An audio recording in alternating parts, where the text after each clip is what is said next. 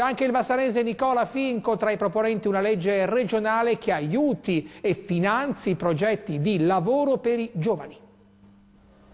153 milioni di euro per i giovani. È il fondo che prevede il piano regionale presentato questa mattina in un progetto di legge a Padova, proprio dai consiglieri più giovani della Liga Veneta.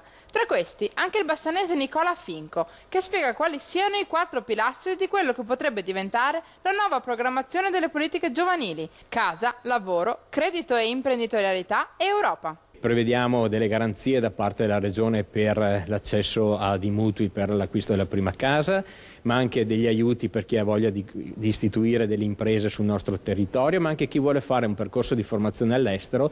Il progetto di legge, che ora andrà prima in Commissione e poi in Consiglio, punta anche sugli scambi europei, affinché i giovani possano confrontare le proprie professionalità proprio affacciandosi in Europa. Ma la vera emergenza rimane il lavoro.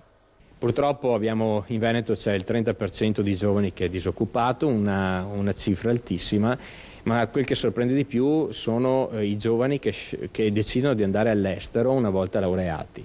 Noi non ci possiamo permettere di perdere questo enorme capitale umano, perché è un capitale che negli anni passati ha dato tanto alla nostra regione e deve servire alle nostre imprese per ritornare ad essere competitivi. Siamo allo sport, il calcio, dopo